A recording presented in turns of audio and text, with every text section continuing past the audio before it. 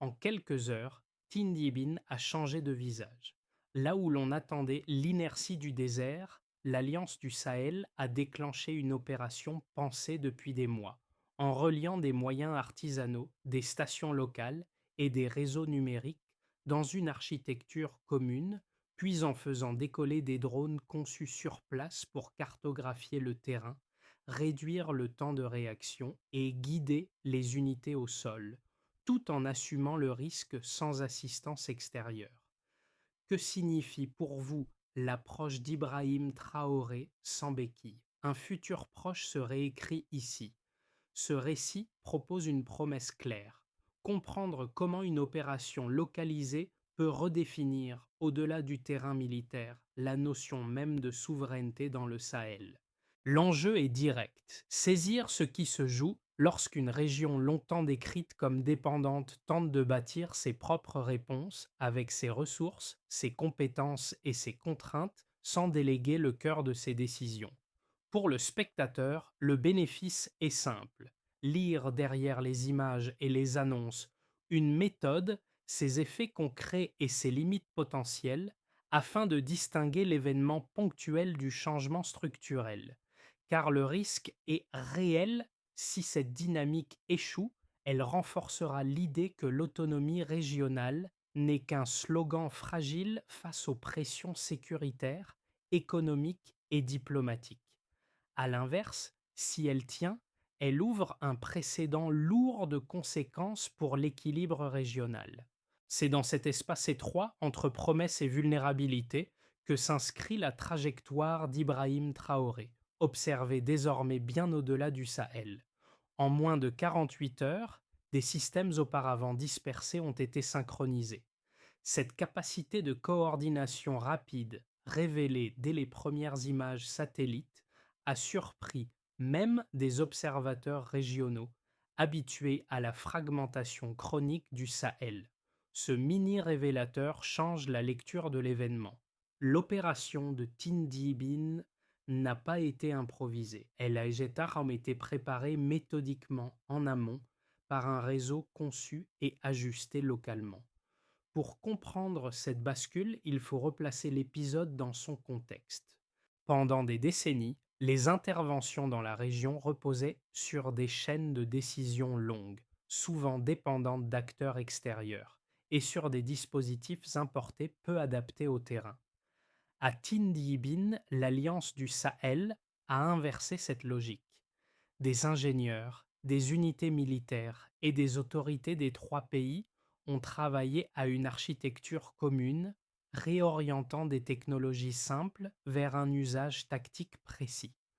Le principe était volontairement sobre: mutualiser des moyens limités pour créer une plateforme de défense autonome.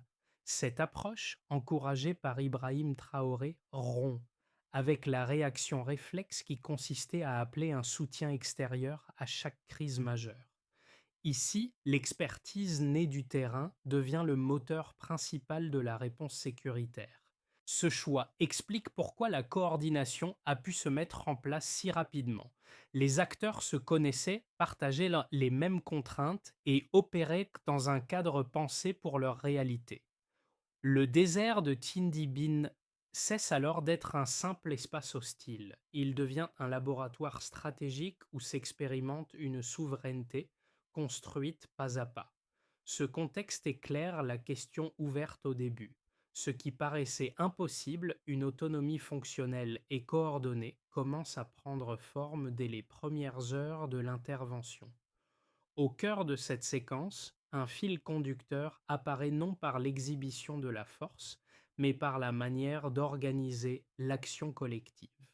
Plutôt que de concentrer l'attention sur un commandement centralisé, la méthode met en avant des équipes mixtes capables de relier le politique, le technique et l'opérationnel.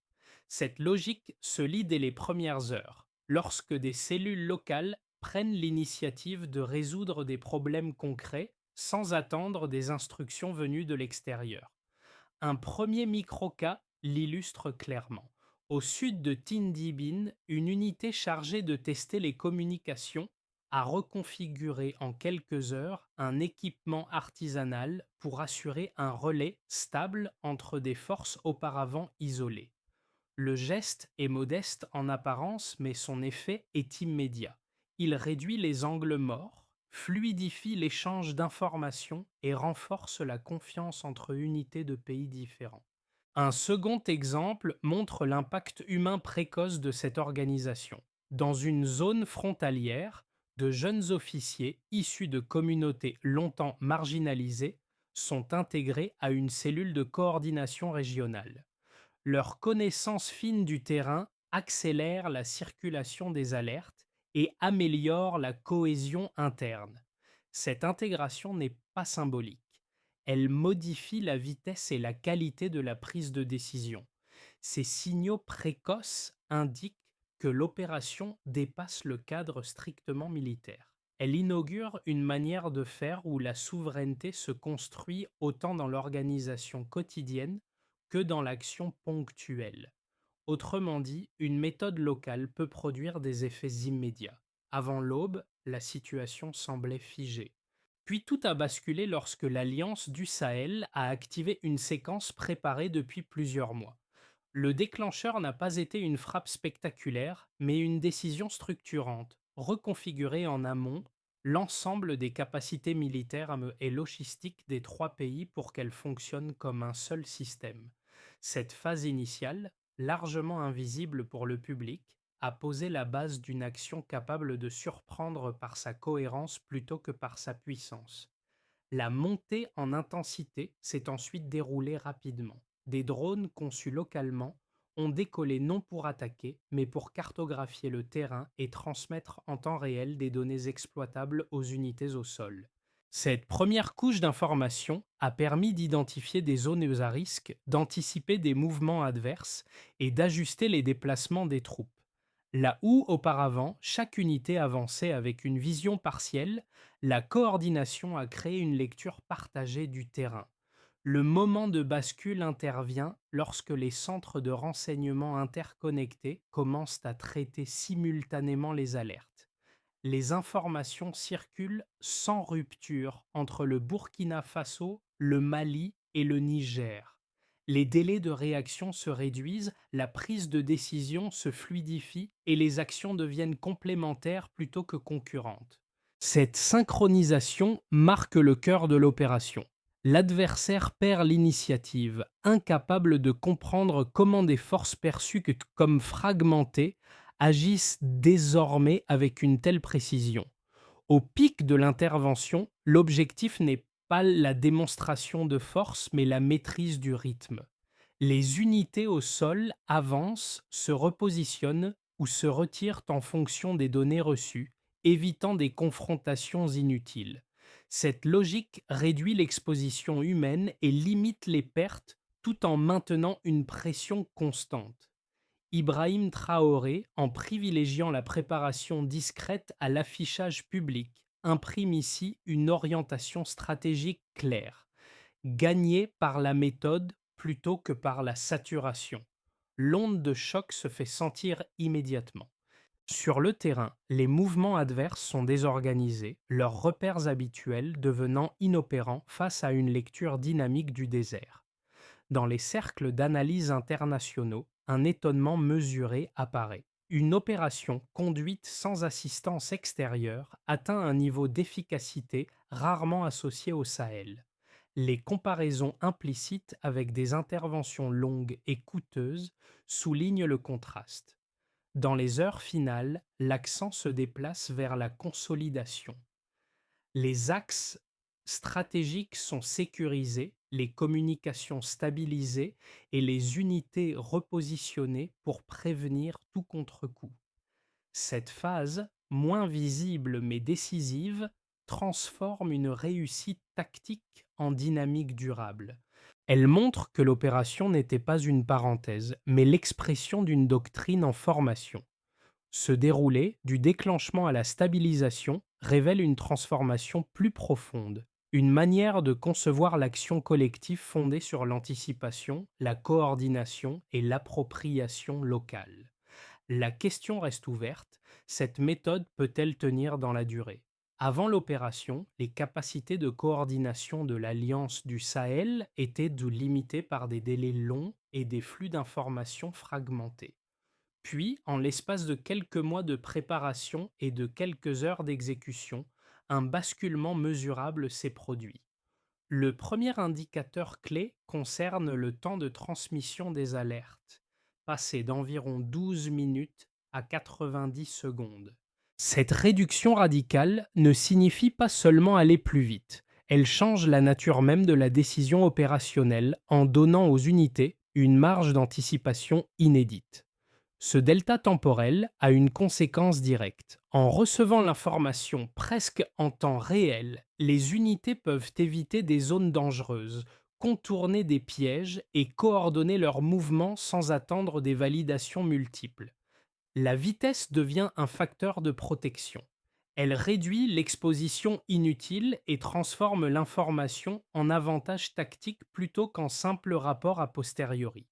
Cette amélioration illustre comment une donnée apparemment technique modifie en profondeur la gestion du risque humain. Un deuxième chiffre éclaire l'efficacité de la méthode.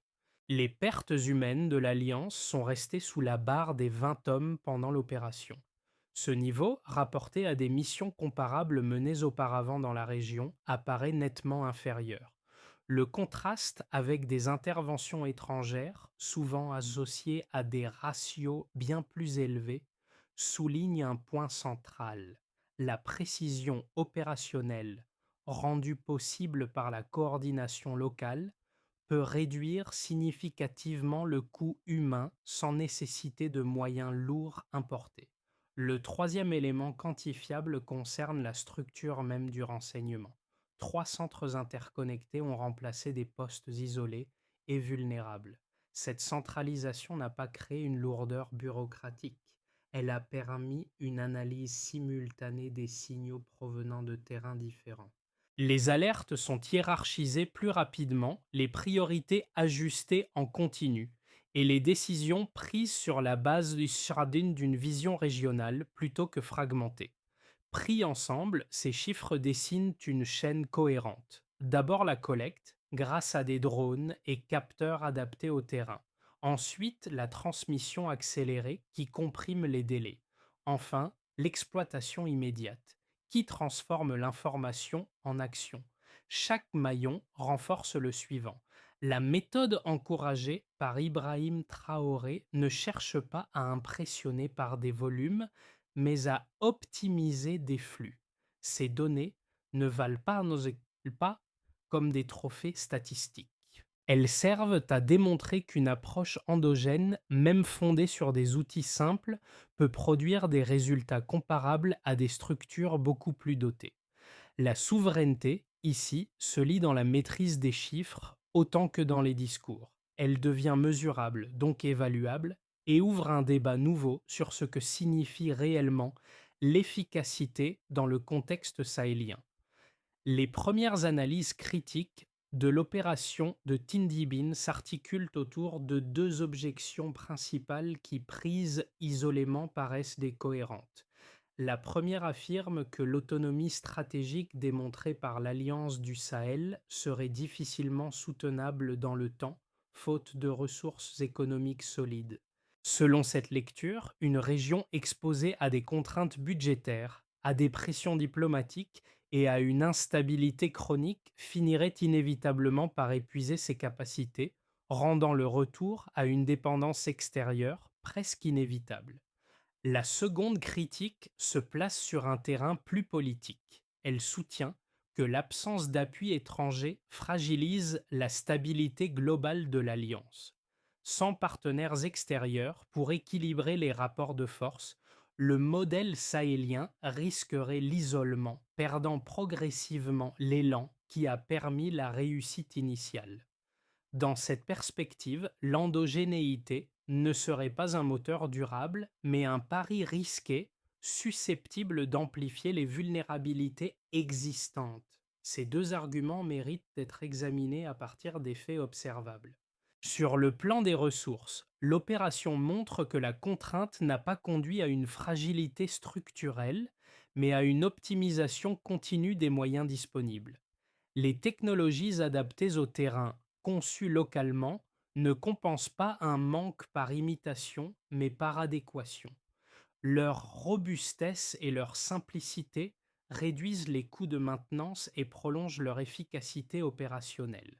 Sur le plan politique, la coordination entre le Burkina Faso, le Mali et le Niger n'a pas produit un isolement, mais une rationalisation des choix.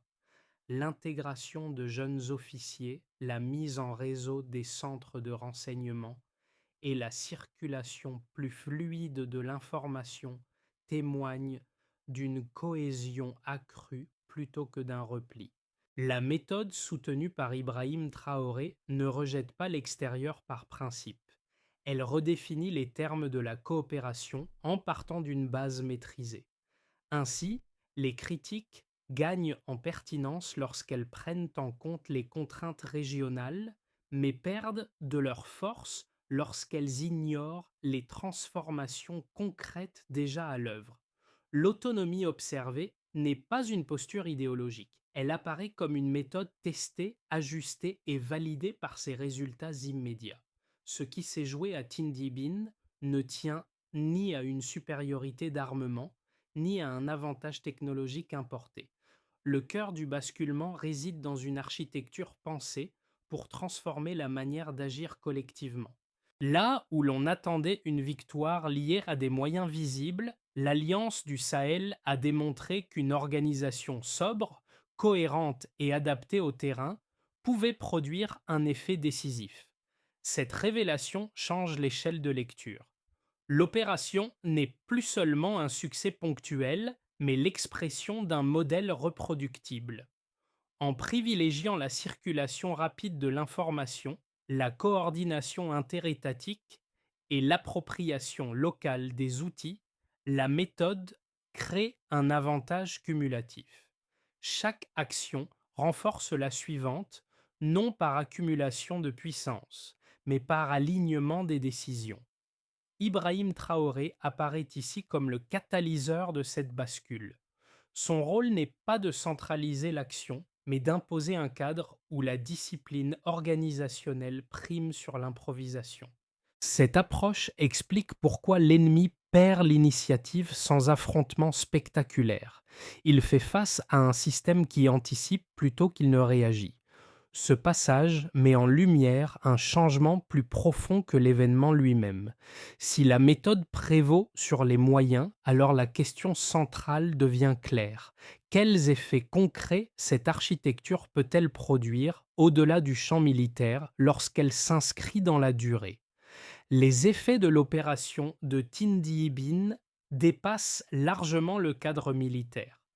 La question ouverte plutôt trouve ici ses premières réponses tangibles, visibles à plusieurs niveaux de la société sahélienne.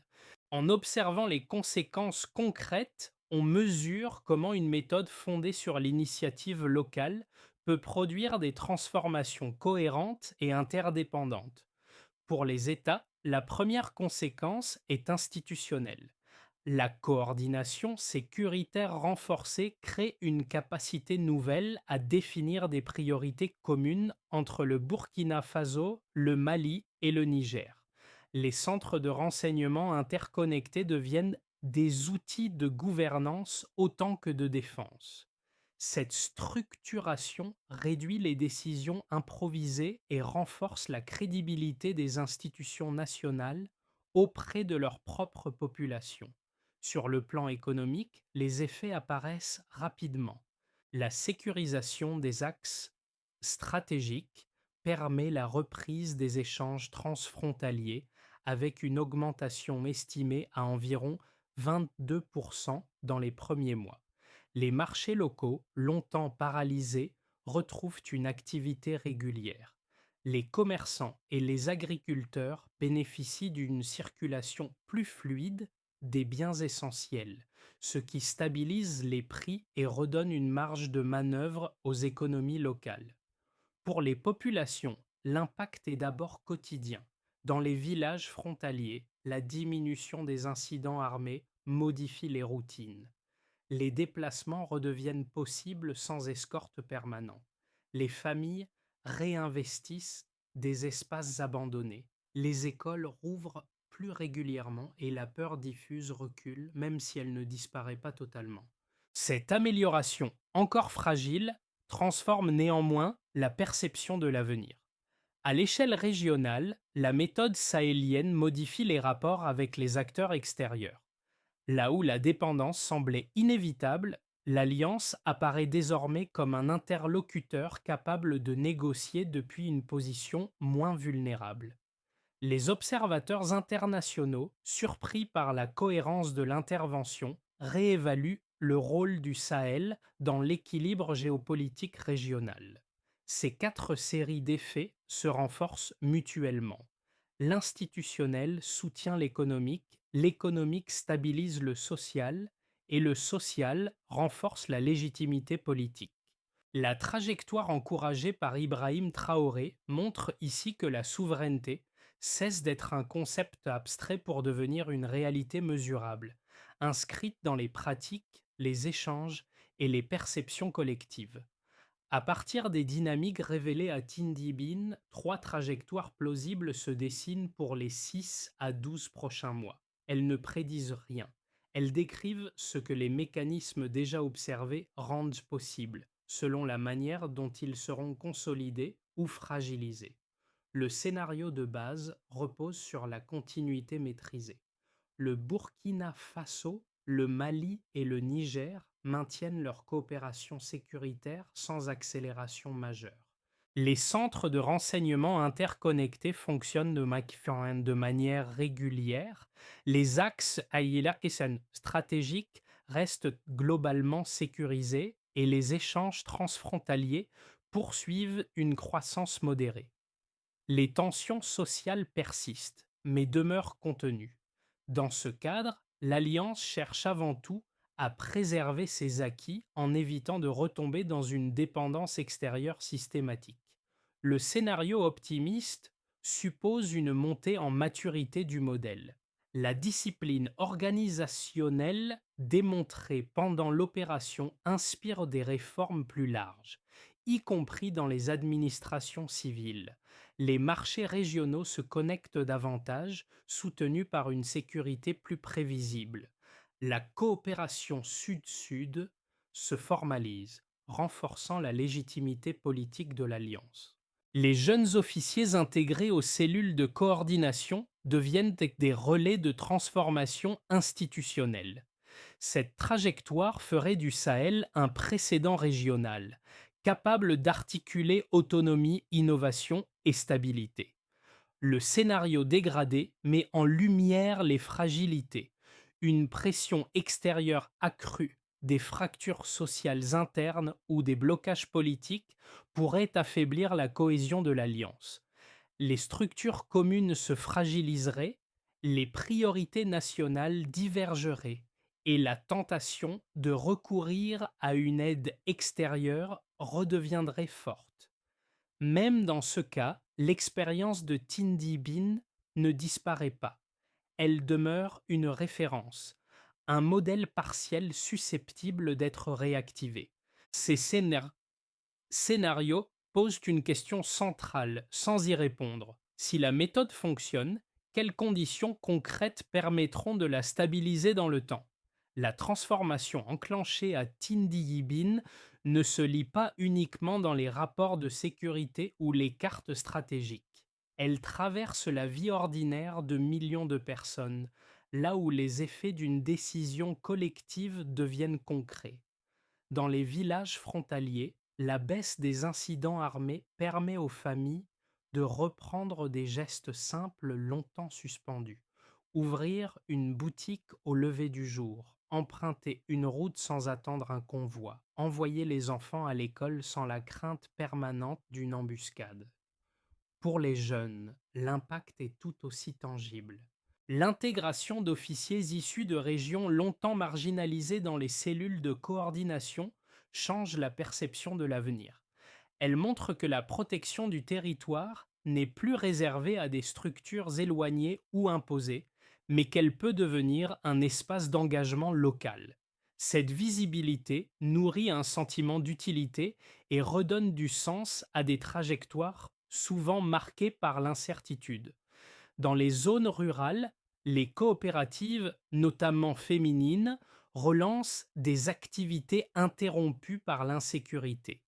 La reprise progressive des marchés et des circuits d'échange redonne une valeur au travail quotidien. Ces dynamiques, discrètes mais cumulatives, soutiennent la reconstruction économique et sociale sans dépendre de programmes extérieurs lourds. Pour le spectateur, même éloigné du Sahel, ces scènes offrant un angle différent. Elles rappellent que la sécurité n'est pas une abstraction géopolitique, mais une condition préalable à la dignité quotidienne. La méthode soutenue par Ibrahim Traoré en reliant souveraineté et initiative locale invite à réfléchir à ce qui permet réellement à une société de reprendre possession de son temps, de son espace et de ses choix. Transformer l'élan né à Tindibin en cadre durable suppose une trajectoire claire, articulée en étapes concrètes, directement issue des dynamiques déjà observées sur le terrain. Cette feuille de route ne projette pas de rupture artificielle.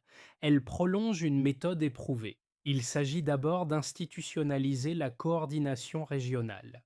Les mécanismes communs de décision doivent être stabilisés autour de procédures partagées entre le Burkina Faso, le Mali et le Niger. Les centres de renseignement interconnectés offrent une base opérationnelle solide. Leur consolidation permettrait de réduire la dépendance aux réactions d'urgence et d'ancrer la coopération dans le temps. Il faut ensuite renforcer la souveraineté technique. Les outils adaptés au terrain, parfois artisanaux mais efficaces, doivent être produits, entretenus et améliorés localement. Cette logique, encouragée par Ibrahim Traoré, vise à sécuriser les chaînes de maintenance et à limiter les vulnérabilités liées à l'importation de technologies inadaptées. Vient aussi la nécessité d'investir dans la formation continue. Les jeunes officiers intégrés aux cellules de coordination nécessitent un accompagnement fondé sur la pratique. La transmission des compétences accélère la prise de décision et renforce la cohésion institutionnelle tout en préparant une relève ancrée dans la réalité sahélienne. Enfin, instaurer une transparence mesurable pourrait faire la différence. Un suivi public des indicateurs clés, incidents sécuritaires, circulation économique, fonctionnement des structures communes, renforcerait la confiance des populations. Cette lisibilité est essentielle pour légitimer un modèle fondé sur l'organisation plutôt que sur la démonstration. Ces étapes répondent sans directement à la question laissée ouverte plus tôt: comment faire durer une souveraineté démontrée? La réponse n'est pas spectaculaire. Elle est méthodique. Au sud de Tindibin, le geste initial paraît toujours modeste. Une unité a réorganisé un équipement artisanal pour maintenir un relais stable entre des forces dispersées. Ce détail, évoqué plus tôt, prend ici une autre dimension. Il résume une transformation intérieure, celle d'un territoire qui apprend à compter d'abord sur ses propres capacités, non par défi, mais par nécessité organisée. Ce fil discret traverse l'ensemble du récit. Les villages frontaliers qui retrouvent des routines simples, les jeunes officiers intégrés dans des cellules régionales, les équipes techniques qui adaptent leurs outils au désert, tous participent à une même dynamique. La souveraineté cesse d'être une proclamation abstraite. Elle devient une expérience vécue, faite d'ajustements concrets et de décisions assumées. Dans cette trajectoire, Ibrahim Traoré apparaît moins comme une figure de mise en scène que comme un point d'articulation. La méthode qu'il a encouragée, sobre et pragmatique, a permis à des acteurs locaux de se projeter au-delà de l'urgence. Elle a redonné une forme de dignité collective à des espaces longtemps décrits uniquement par leur fragilité. Cette conclusion ne ferme pas l'histoire. Elle rappelle qu'un changement durable commence souvent par un geste simple, répété avec constance, jusqu'à devenir une norme partagée. L'histoire de Tindy Bean ne se limite pas à une opération réussie. Elle ouvre un espace de réflexion collective sur la manière dont une région longtemps perçue comme dépendante peut redéfinir ses propres règles d'action. Les habitants, les équipes techniques et les jeunes officiers ont montré qu'une initiative locale, lorsqu'elle est structurée, peut produire des effets durables sans s'appuyer sur des modèles importés.